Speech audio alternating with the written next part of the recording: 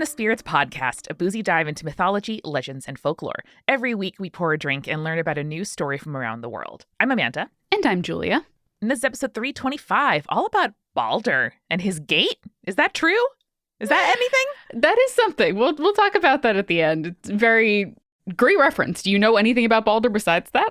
Do I get the video game points? No, I know nothing about Baldur. Okay. Well, Amanda, it's not like totally surprising that you don't know a ton about Baldur, because Baldur is, while a very important character in Norse mythology, one that does not have a lot of stories about him. But the story that we tell most often is one of the most important in all of Norse mythology. But okay. First off, welcome to another segment of It's Norse, of course. We love It's Norse, of course. It's our new series talking all about the different gods and goddesses of Norse mythology. And so with our Odin episode, we discussed the creation story of Norse mythology and Ragnarok, the end of the world. And of course, Odin was an incredibly important part of both of these stories. But when we talk about the greater cosmology of Norse mythology, one of the most fundamental moments is focused on Baldur, and more specifically, his death. Fascinating. Now, Julia, this is our second series, annual year-long series where we dive deep into the cosmology and mythology of one tradition. And we did this, of course, last year with It's All Greek to Me. It gets funnier every time I say it. And something that would help me, I think, and maybe the listeners to remember each of these stories as we build on them, kind of episode over episode, is to assign like a Homeric epithet to each character. So for Odin, we talked about how he's beleaguered, he's got too much responsibility on his shoulders, he's a parentified child. And so you know how in the Odyssey, of course, it's like, shining Odysseus, et cetera, et cetera. What do you think is the epithet we should assign retroactively to Odin? Because I want to think about what Baldur's would be throughout the course of this episode. So I do like Odin's already assigned title, which is All-Father, because he has to be the father of all, and that's a huge responsibility. But I also think, I want to pick something alliterative, I feel like. And now I got to think about these, because I already have Baldur's in my brain right now. Okay, all right. For Odin's, I want to do, there's not a lot of O words. Yeah. Amanda, you've trapped me here. I've trapped myself. Not old, right? No. The aspect of the character that stood out to me that I didn't realize before, of course, he's the All-Father. Of course, he's, in charge of stuff. But he was also thrust with seeing his own destiny before he was ready for it. Maybe overwhelmed Odin. Maybe that's the I answer. like that. Odin the Overwhelmed, I think, is kind of fun. Okay. All right. Let's go with that. Odin the Overwhelmed. And I'll see if the title I come to for Baldur matches yours. Okay. So, Amanda, before we talk about Baldur and his death, let's talk about the tragedy of who he is. So, Baldur is a god associated with light, the summer sun, and all things beautiful. Oh, no. And you're telling me he dies? Oh, shit. So, in art, he is often portrayed as having rays of light literally coming out of him. Oh, no. And he is said to be the most beautiful, the most fair, and the most just of the gods. I think Neil Gaiman actually summarized him best in his book, Norse Mythology, which is, Baldur's face shone like the sun. He was so beautiful that he illuminated any place he entered. He was the wisest, the mildest, the most eloquent of the Aesir. He would pronounce judgment and all would be impressed by his wisdom and his fairness. His home, the hall called Breidablik, was a place of joy and music and knowledge. Wow. This is a good lad. Amanda, this lad, he's good, in case you couldn't get it. Julia ran into a couple technical difficulties as we were starting the episode, and I said, "Oh, Julia, are you getting into character?" She goes, "No, Baldur's perfect." No. And I'm like, oh shit, oh no. And now I see why. Baldur's the sweetest boy, and you're going to see why everyone goes out of their way to... We'll get there. I don't want to ruin it. So Baldur's foundational story, he is plagued by these bad dreams, which we'll get to in a little bit later. And he's also associated with mistletoe, which is also something that we'll talk about. Oh my God. Often has nightmares and loves to kiss, just like me. Oh, I wish it was kissing is the reason why he was associated with mistletoe. We'll get there. Oh no. So Baldur is the son of Odin and his wife Frigg or Frigga. And also in many sources, he has a brother named Had or Hadr. So Hadr is a blind and very strong god and described as the opposite of his brother. He's the god of winter and of darkness, which makes him seem evil, but that's not the case. That's not the kind of duality that exists in Norse mythology. Sure. And Potter plays a really important part in the death of Baldur. But again, we'll get to that in the later half of this episode. So Baldur is married to the goddess Nanna, and together they have a son who is the god of justice, and his name is Forseti. So Nanna's name literally translates to Mother of the Brave, which, again, great title. I love that for her. I don't love that it's like, oh, you're the mother of someone brave, but it's not a bad title. Could be a lot worse. You know what I mean? Yeah. I know this is also not the same spelled or pronounced as like someone's Nana, but I do like the idea of calling someone's Nana Mother of the Brave.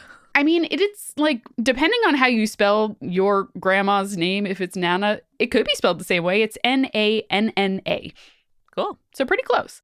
Yeah. So not much else is really known about her other than her relationship with Baldur. The Prose Edda links her as the daughter of the giant or Jotun Nep, and that's about all we get in terms of background for her. Sure. But their son, Forseti, is only mentioned twice in the Eddas, but in the Poetic Edda, his hall is referred to as Glitnir, and it is described as a resplendent hall made of gold and silver. And from there, he dispenses justice and settles all disputes. I just want to propose for any listeners who live in the north of Europe, go to a gay club, name it Glitnir, and call your group chat where you coordinate plans with your queer friends Glitnir. Because a gold and silver hall where you dispense justice and settle disputes sounds absolutely incredible. And like, I want drag queens to preside over it.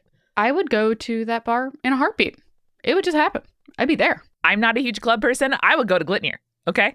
So Forseti is actually really interesting because he basically becomes the divine equivalent and model for the human quote unquote law speaker. That's the translation of the word. I'm not great at Scandinavian, so I'm not going to try to pronounce it. Sure. But this is basically the ceremonial head of the Scandinavian legal assembly. Okay. Right? Yeah. So the law speaker often acted as a judge who decided the outcome of disputes according to the law. So this kind of makes Baldur's son Forseti a really important figure for humanity and the establishment of law in Norse tradition. Sure. So Baldur, despite, having this one story, does really have kind of a lineage that is important not only to the mythology, but also the establishment of certain, quote unquote, like civilized life for humanity. Mm-hmm. So now that we have a little bit of that background, we are going to get into the meat of Baldur's story, which is, like I mentioned, mainly focused around his death, right? So there are some passing references to this story in the Poetic Edda, but primarily the story is in the Prose Edda, which tells a complete account of Baldur's death. There is also an additional or different version of the story in a text that's called the Saxo Grammaticus, which is named after its author, Saxo Grammaticus, who was a Danish historian and theologian. Again, you can tell, Julia, I've been catching up on Drag Race, but I would love my drag name to be Saxo Grammaticus. It's pretty cool. I'm not gonna lie, pretty dope. Yeah, it's awesome. So he was also the author of the Gesta Danorum, which was basically the first full history of Denmark. Wow. This is also an extremely important text because it recounts the legend of Malith, which would also eventually inspire one of Shakespeare's most famous plays, Hamlet. What? That sad guy? Yeah, sad guy. His story is so early. No way. And tied kind of, not explicitly to the Baldur story, but in the same author's oeuvre as Hamlet. Hell yeah. So basically, Saxo was trying to write the history of Denmark, and in doing so, he included a bunch of foundational myths that included the story of Baldur and his death. But let's talk about the first version of the story as told by the Prose Edda, okay? Cool. So Baldur, this beautiful, sweet man full of light, God full of light, he had been having bad dreams, which he took to be a warning that his life was in danger. And gods take that kind of thing very seriously, so he went to the other gods and told them about these dreams. Okay, I'm feeling good about this, Julia. This is the opposite of a horror movie where you're like, been receiving suspicious phone calls. Just gonna ignore them. Maybe if I ignore it, it'll just go away. Team ignorant. It never works that way. No, Baldur's doing what I would suggest. Okay. Exactly. So the gods gather together, and again, they take these dreams very seriously. So they decide what needs to be done. So they agree, in order to protect Baldur from danger, his mother Frigga would go to the fire, the water, iron, all other types of metals, stone, earth, trees, sicknesses, beasts, birds, poisons, and worms, and hold them to an oath that they would never harm Baldur. Wow. I mean, good strategy. You're kind of covering all your bases there. And like a real mother's love situation. We kind of see something similar in Greek mythology with the story of Achilles and how Thetis, his mother, dipped him into the river Styx in order to make it so that he is invulnerable and won't die in battle like he was prophesied to be, right? Except the heel. Yeah, except the heel, because she had to dip him and couldn't get that heel. Couldn't re-dip him for some reason. We're not sure why. It's like during my my conversion to Judaism, Julia, you have to dip in the ritual bath 3 times. And you have to, like, the bath is only, 4 feet deep. Mm-hmm. I'm 6 feet tall. And so you have to like stand, but every part of your body needs to touch the water. And so you can't just kind of like crouch, because then the bottom of your peetsies also need to be off the ground. And I can't just kind of like plunge, because then my butt might touch the ground and then my butt wouldn't be converted. And so I had to dip like 5 or 6 times, because you have to kind of like go into a fetal position, but sideways, in order to get every part of you. Anyway, just a little memory between me and the ancient Russian Jew who was running the mikveh. Amanda, what happens if your butt doesn't get converted? Julia, they don't let you convert. They like, no, do it again. And I'm like, oh my God. I'm sure that because I know that rabbis love talking about hypotheticals in Judaism. I'm sure that someone has done that. Someone find me the writing about what happens if your butt is not converted. I just want to know. I know it's in there, Julia. I know it's in there. So Frigga gets all of these oaths from all of the things in the world to confirm that they won't harm Baldur. And happy with this outcome, the gods kind of like congratulate themselves for a job well done and decided to celebrate by, of course, throwing things at Baldur. Okay. This is where we start to disagree. Here, like, they just did this whole big task. It was like a real undertaking. And they're like, hey, what if we test it out by throwing all the things at you and seeing how it won't hurt you? I get that, because like, I see it. Yeah. I see it. If I like suddenly developed like invulnerability as a superpower, I would want my friends to throw things at me too. It would be mad fun. It is. And I understand too that Baldur must be worried. Like, he's freaked out enough to go to every god and be like, hey, I need your help with this. And so to prove to him that they've got his back, I get it. I understand. Yeah, exactly. And so the gods are having a fucking grand old time throwing things at Baldur. He even lets like Thor throw things as like hard as possible at him, because like Thor's the strongest among them. All right, that's really good. This is great. What fun. It's all fine. Don't worry about it. Now, Amanda, our good friend Loki is a part of this group of the gods that are throwing things at Baldur. And he becomes incredibly envious that nothing can hurt Baldur, and that the gods went through all this trouble to make sure that Baldur would be safe. And he's like, you know what? No one likes me that much that they would go through the trouble of doing all that. And the golden boy over here gets to, be basically invulnerable and never die. I really picture Loki, like, do you know the like baby Mario and like baby Peach in like Mario Kart? Mm-hmm. I picture Loki as like a little chibi baby in the back of like a kindergartner's birthday party being like, this many kids didn't come to my birthday.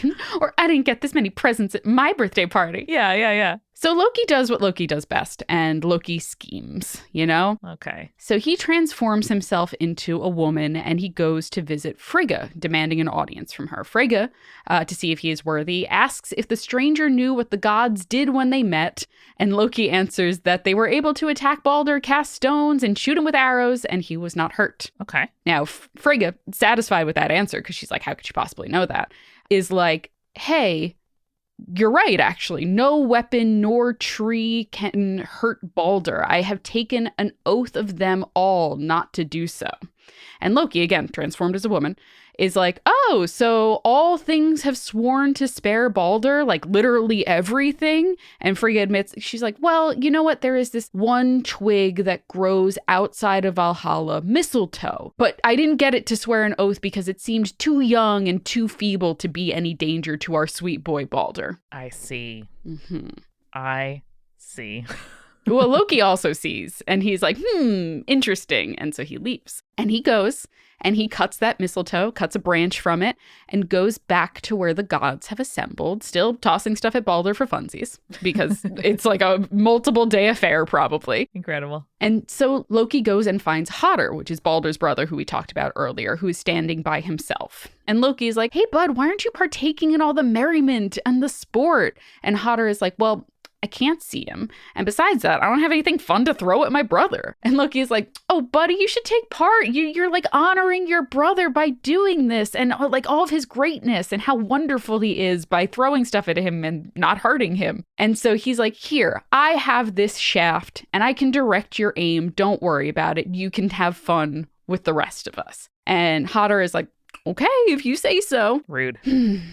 And so Hodder takes the mistletoe, and with Loki directing him, aims at Baldur and launches the branch. And the shaft that Loki cut and Hodder threw pierces through Baldur, and he falls down dead. Ugh. And then like all of the gods, it's a real like cinematic moment, because like all of the gods just like look at Baldur's body. They are silent. They are motionless. They are shocked and confused about what just happened, because they had spent maybe literally days throwing stuff at him. And then all of a sudden one person throws one thing and now Baldur's dead. Like not even Thor, not even the strongest one. Not even Thor. And so they all look at each other and they kind of like silently agree, like, oh, we need to avenge Baldur's death. But they're also in a holy place at this moment. Like anytime all of the gods gather, that means it's like a holy place and a holy moment, and it is consecrated in a way, you know? So the gods start mourning, they start keening, they start crying, they start wailing, because Baldur truly was good and pure and the greatest among them. And it was said that even Odin specifically was the most upset because of his great knowledge, like we talked about. He knew what a loss Baldur was to the gods. So when, once again, they're able to find their words in their mourning, Frigga turns to the rest of the gods and says, which of you loves me best? And she says, I will give my love and my blessings to the one of you that will go to Hel, which is the hall of Hela, who is basically the goddess of the afterlife. And I will ask you to find Baldur and offer the goddess Hela a reward if she will allow Baldur to return from the afterlife and come back to Asgard. Sure. So the one who stands up is another one of Odin's sons, which is Hermod or Hermodr. And he is the messenger of the gods and thus the most nimble-footed among them, and says he will take up the task, right? Also, Julia, probably the hottest. Possibly, you know, just ripped from all that running and riding. So we talked about it. So he takes Odin's horse Sleipnir, which we've talked about before, and with Odin's blessing goes to seek out Baldur in Hel. Again, this is also like, I feel like we talked about this before. This is not Hel double L. This is Hel single L.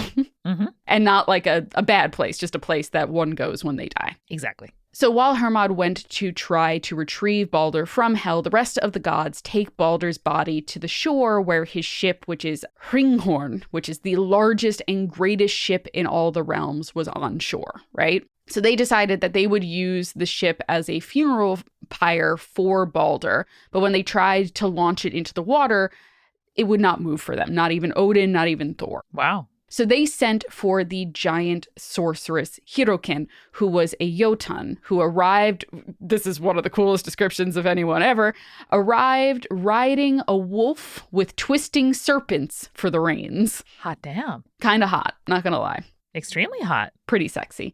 So Hirokin, a incredibly magical sorceress, simply touches the hull of the ship and it moved, taking off with such a speed that fire sprang from the rollers they were using to move it into the water, and the earth trembled with the force of it. Holy shit. And Thor standing there like, whoa.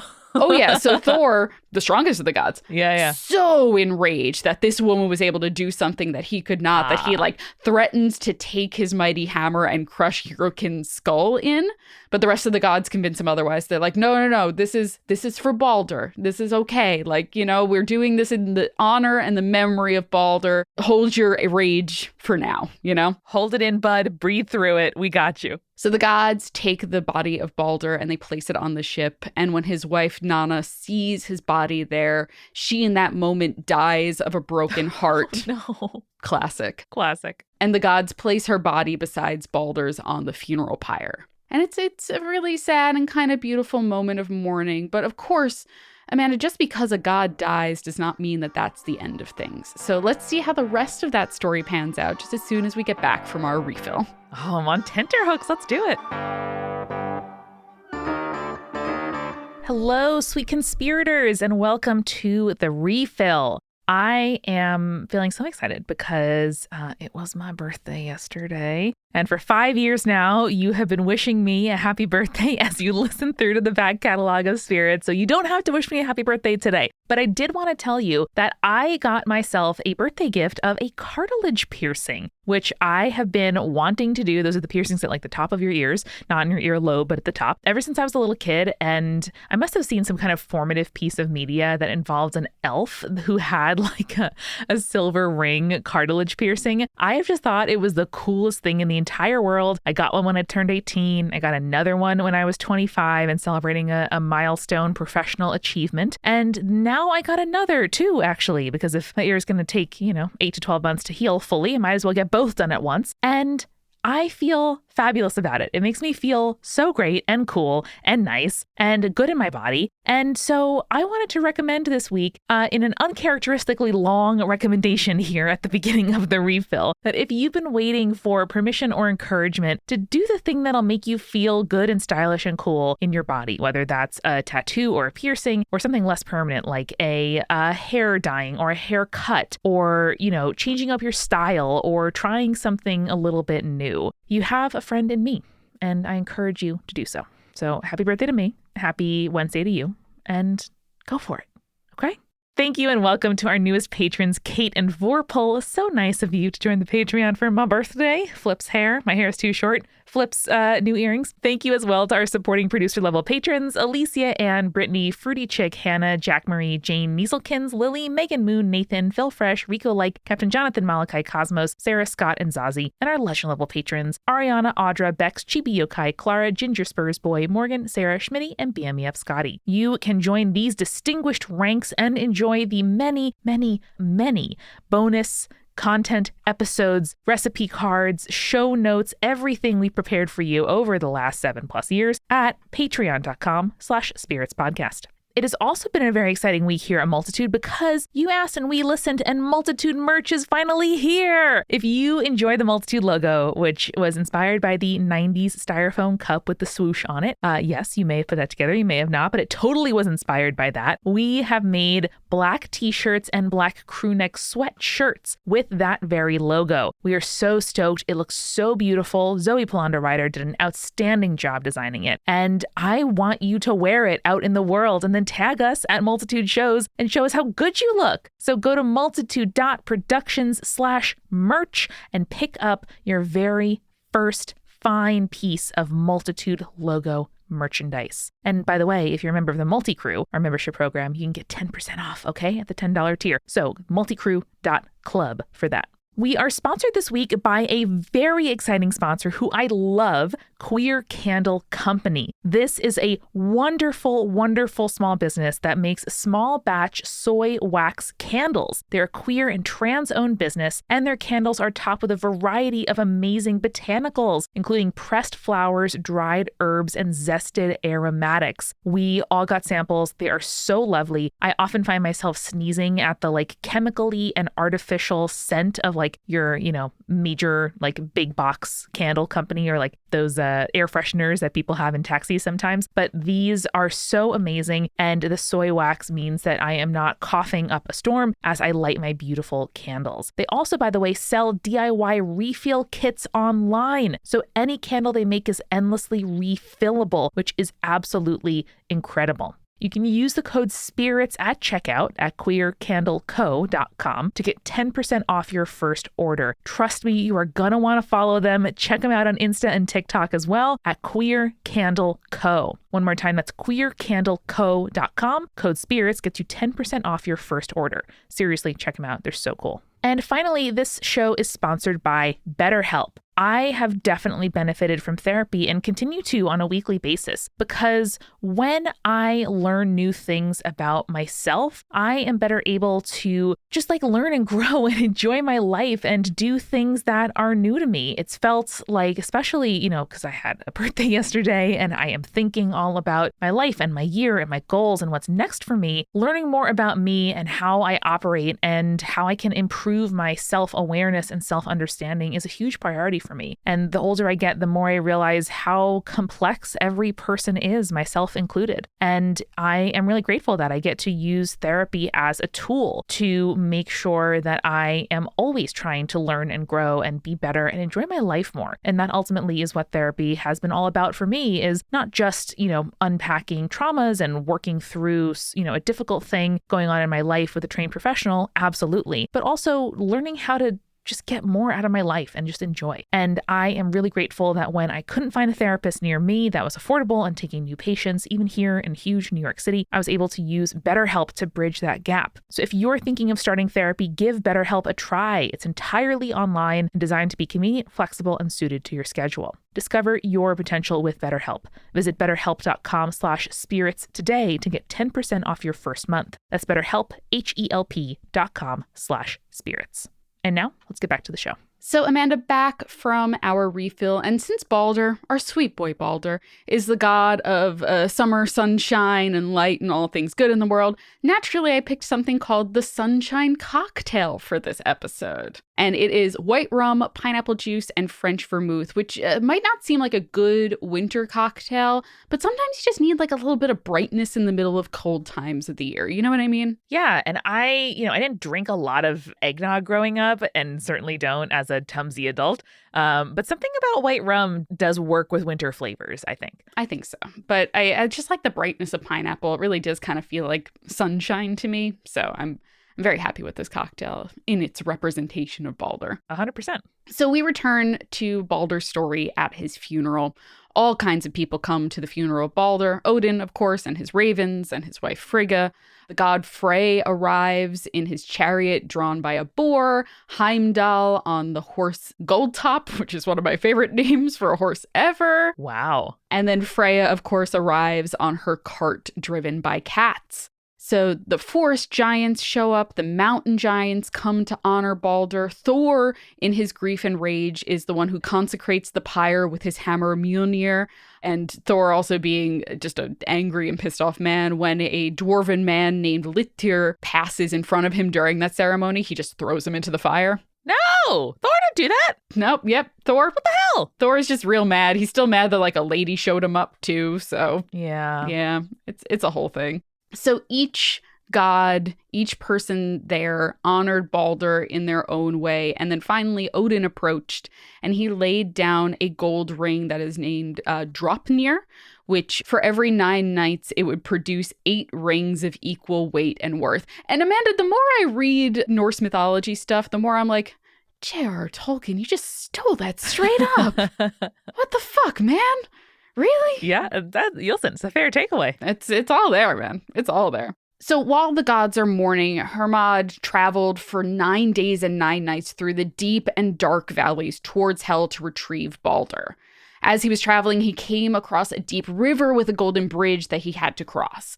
However, the bridge was tended to by a maiden named Madgadur. Ooh, great name. In order for him to cross, she asks his name and who his family is, and when he told her, she informed him that the day before there had been 5 bands of dead men who had passed over her bridge, but none of them made the bridge ring out like Hermod did, and that Hermod did not look dead like they did. So what was a living god doing riding towards Hel? Fair question. Yeah, great question, especially as someone who is literally tending to a bridge between the lands of the living and the dead. Obviously you want to be hey, what you doing here? You're not dead. Yeah. So Hermod tells her that he is going this way to retrieve Baldur and asks if she had seen him pass over the bridge as well. And of course she says yes, she had seen Baldur cross over the bridge, and then gives him directions to safely arrive at Hel. Because his quest is good and noble, and obviously, like, everyone loves Baldur. Everyone in the world, Amanda, loves Baldur. No. I mean, I'm sure that's why it's a good story that he died, but no. So Hermod arrives at the entrance of Hel, and he finds it is guarded by a grate. But Hermod, he's a messenger god, Amanda. He just kind of, like, winds his horse back, winds Sleipnir back, and just goes, "Gallop, buddy," and then jumps over that grate leading into Hel. Nice. Love it. So he's really used to passing over obstacles. This is nothing for him. And we also love the idea of the psychopomp, you know, the messenger god who can travel easily between the lands of the living and the dead. And this falls in once again into Hermod's territory here. And the horsey who can do the same. Oh, I love that horsey. That 8-legged horse. We love that horsey. Oh, yeah. So he rides into the hall, and once he arrives there, he dismounts and enters. And right away, he sees his brother Baldur seated at the place of honor in the hall of Hel. Reassured that he's there and safe and, you know, his journey has almost come to an end. And also because he had traveled so hard to get to Hel, he rests for the night. And in the morning, he goes before the goddess Hela, whose hall this was, and begs her to let Baldur ride home, explaining the sorrow and the grief that the rest of the gods were experiencing because of his death. And Hela, much like most afterlife gods like to do, Hela decides that she would test just how loved Baldur was and says to Hermod, "If all things weep for him, then he shall return to the gods. But if any speak against him or refuse to weep, then he shall remain in Hel." Wow. It's a high bar to cross, but it is a big ask, so I'm not judging. And I mean, you know, if the whole point that Hermod is making is like, give these allowances for Baldur, he is universally loved. She's like, well, if he's universally loved, this won't be a challenge. You know what I mean? No, I get it. So Hermod agrees and he rises to leave the hall, but not before meeting with Baldur, who gives him back the ring Draupnir that Odin had left on his funeral pyre because he wanted to return it to the Allfather as a favor, you know? Oh, Baldur, always thinking of other people. I know, right? He's so nice. He's so sweet. And then Hermod basically leaves and returns to Asgard. He tells all of the gods there what he had seen and heard and Hela's test. So the gods, in response to the challenge, send messengers all over the realms to ask all things to mourn Baldur. All the men, all the living things, the earth, the stones, the trees, the metals, all wept for the god of light. You know? Better include the mistletoe this time, guys. Mistletoe also weeps. Don't underestimate any little plant. That mistletoe feels bad about what happened. As it should. So the messengers all begin to return, telling the gods that they have done their errand well. But as one returns, he comes across the cave of this hag named Thotkte. Now, they, like they did for everyone else, ask her to weep for Baldur so that he may return from Hel. But the hag responds, "I will weep dry tears over Baldur's pyre. What gain I by the son of man, be he live or dead? Let Hela hold what she has." A classic hag. Classic hag. However, Amanda, not only is this a classic hag, but it's also Loki in disguise. No! Oh, Loki. Because obviously Loki was the one who devised Baldur's death in the first place. He didn't want him coming back after he did all this work to kill him in the first place, you know? Yeah, and like prove to people that Baldur really is the golden boy, the only exception? I don't think so. And so because Loki refused to weep, Baldur remained in Hel. Ugh. However, the gods came to realize that this was in fact Loki in disguise, and so they seized him and locked him away in a deep cavern. I mean, you have to appreciate Loki's commitment to the bit, right? And like, you know, seeing through the plan he put in motion. Yeah. But damn. You know what? He's a very vindictive person, Loki. And, you know, a lot of it comes to do with just how the other gods kind of treat him in a lot of ways. And while I don't condone his actions, I don't blame him necessarily. Loki's a complicated character, you know? Yes. So this is not the end of Baldur, however. As we talked about with Ragnarok, it is said that when Ragnarok happens and after the world has gone through that period of darkness where all the gods are killed, Baldur will emerge from Hel, reunite with his brother Hodder, and together with the sons of Thor, they will reign peacefully over the new world. Sounds nice. It does sound nice. So as I mentioned, however, this is not the only version of the story of Baldur. There's also that variation from Saxo Grammaticus. And the Grammaticus version of the story really humanizes Baldur in the way that the Greek gods were humanized, rather than in the way that maybe makes us like Baldur more. So he's really not the kind of pure and perfect noble god that he is in Norse mythology, but rather a very flawed human. All right, let's hear it. So in this story, Baldur is a demigod who was in love with the human princess Nanna. Again, we're using the same names here, who is the daughter to the king of Norway. So Nanna was also being pursued romantically by a hero named Hotherus. However, Baldur, being a demigod, has the favor of Odin and Thor, as well as the support of a group of women who modern scholars kind of equate to the Valkyrie. Cool. So these women would cook Baldur a special food that would make him invincible, and so that he could not be slain by any weapon made by mortal hands. Sure. So Hotherus comes to these women and asks for their help as well, and they agree to give him basically a magic belt that will bring him victory in battle. But then when he asks them for advice on how to kill Baldur, his rival in love, they're like, no, he's our boy too. Step too far. We can help you not get killed. We're not going to help you do the killing. Exactly. So the two go to battle against each other, and Hotherus is able to defeat Baldur by cutting off the handle of Thor's hammer, which is a big deal. Wow. Now, Baldur retreats, there's some time passes, and then they go to battle again, and Baldur this time is able to defeat Hotherus, though he does not kill him, which, we're still a good pure boy at this point. Now victorious, he goes to ask for Nanna's hand. She rejects him, saying that she does not want to marry a demigod and instead marries the mortal Hotherus. Okay, then what was all the feuding for? You know, Amanda, sometimes women don't get agency in these stories. And then finally someone asks, oh, hey, do you want to marry me? After they haven't been doing that, they're just like, I love her. No, I love her. And don't ask her opinion on things. Julia, that's fair. That's an oversight on my end. Yes, it's all right. It's all right. It happens, Amanda. We forget sometimes that women don't have agency in these stories. It happens. It happens. 325 stories in. It happens. So Baldur is left lovesick and depressed at this rejection to the point where he cannot walk and must be pulled around in a wagon. Relatable, Baldur.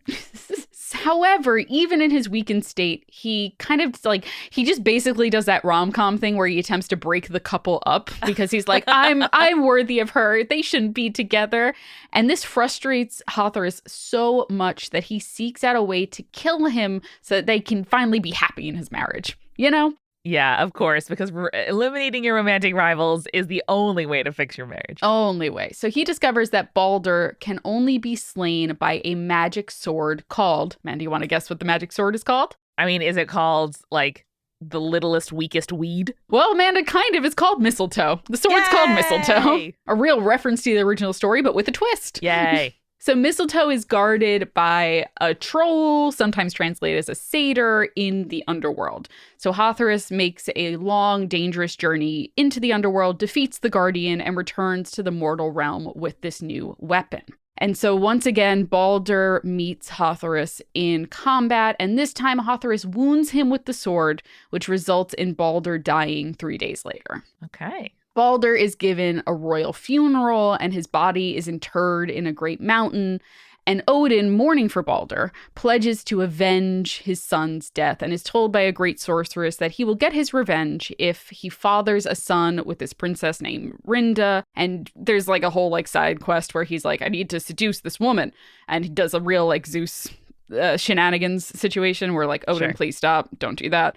But eventually she gives birth to a hero named Boas, who kills Hotherus and thus avenges Baldur for Odin. It's a really slow burn of revenge here. I'm sure that took 25 years. Exactly. He had to be old enough to kill a man. Yeah. Unless he was a child slayer, which, is a whole other story. Could have been 14. He's like, heh. Personally, and this is just a personal preference, I really like the original story from the prose edit better. I also wanted to point out here at the end that there are a lot of modern folklorists who make comparisons between Baldur and Jesus, to the point where I wanted to at least mention it because it's a very common comparison. Basically this idea of a dying and then rising God, bringing about a time of peace. But I also think that this might be a problem of kind of looking back through a modern lens. It's more than likely that Norse mythology as a pre-Christian religion saw adaptation in order to convert believers to Christianity when it eventually arrived in Germanic lands. It's a real classic, lol, it's not pagan, it's fine situation. Yeah. As well as the idea that this trope of the dying and rising god was a mythological trope that existed well before Christianity. Yeah, no, it totally is. And even though there is death and rebirth, the whole cycle of Ragnarok and the idea that everything does have to die before, kind of true peace can be found is very un-Christian, because coming back is not the point. Yes, exactly. But the second coming of Jesus is also a very late Christianity thing as well. And I think we're misplacing our timing here in terms of the mythological timeline. And that's fine. I mean, Zoroastrianism also has a human god son who dies and then returns back to the world to bring peace. I think there's also a very similar story in Hinduism as well. So it's not just Christianity. It's just that most scholars are Christian, and so they're like, that's just like Jesus. Yeah, Christianity is a product of all of the things that came before it, just like every other piece of mythology and kind of world building. Exactly. So in terms of stories that feature Baldur in our modern pop culture, as you pointed out, Amanda, Baldur's Gate is a thing. Mm-hmm. Despite the fact that Baldur never actually appears in the games himself. Yeah, what's the gate? Do you know? I've never played those games. They came out in 1998 and 2000, and so I kind of missed those in terms of my playability. Fair. He is notably absent from the Marvel Cinematic Universe, though he does make some appearances in the Marvel comics. However, not to the extent of characters like Loki, Odin, and Thor, right? He, like Odin, and we discussed that in the Odin episode, makes an appearance in the God of War games. Amanda, did you like the show Justified? Was that one of your shows? Yes, I didn't get all the way in, but I watched the first couple seasons, and I'm just a true fan of the Timothy Olyphant oeuvre. Well, the guy who plays Baldur in the God of War games is the same guy who played Dickie in season 2. Oh, very nice. Yeah, I see it. Yeah. So, yeah, Baldur is in the God of War games as well, but he is kind of a less perfect God of Light boy and more just a dude who's a little bit more rough and tumble like the rest of the gods. So don't play those games expecting to see Norse Jesus there. Yeah, I mean, listen, the kinds of games I enjoy involve no conflict, and that's not a game. That's simply a story. Yep. And barely even a story. It's just kind of like a monologue. So fair enough. So that is all I have for It's Norse, of course, Baldur edition. While he has that one very specific story, as we learn more about the gods, and in particular, Ragnarok and the cycle of Norse mythology, I think we'll see just how important this specific story is to the larger Norse mythological world. So thank you, Baldur, for your sacrifice, ? Your unwilling, unconsensual death. Unwilling sacrifice. Sorry they did that to you. So, Julia, what name did you have in mind for Baldur? I don't think any really is coming up for me. He's not particularly bold. He's not particularly brave. I'm trying to think of some B words that fit, and I'm kind of coming up short. For me, Amanda, he's just Baldur the Bright. Oh, Baldur the Bright, of course he is. It's Norse, of course. It's Norse, of course. Baldur the Bright. Amazing. Well, I'm excited to see these through lines throughout the rest of our series. But Julia, if folks find themselves looking down the barrel of a twig of mistletoe, what should they do? They should stay creepy. Stay cool. Spirits was created by Amanda McLaughlin, Julia Schaffini, and Eric Schneider, with music by Kevin MacLeod and visual design by Allison Wakeman. Keep up with all things creepy and cool by following us at Spirits Podcast on Twitter, Instagram, Facebook, and Tumblr. We also have all of our episode transcripts, guest appearances, and merch on our website, as well as a form to send us in your urban legends and your advice from folklore questions at spiritspodcast.com. Join our member community on Patreon, patreon.com/spiritspodcast, for all kinds of behind-the-scenes goodies. Just $1 gets you access to audio extras with so much more, like recipe cards, both alcoholic and non-alcoholic, for every single episode, director's commentaries, real physical gifts, and more. We are a founding member of Multitude, an independent podcast collective and production studio. If you like Spirits, you will love the other shows that live on our website at multitude.productions. Above all else, if you liked what you heard today, please text one friend about us. That's the very best way to help keep us growing. Thanks for listening to Spirits. We'll see you next week. Bye.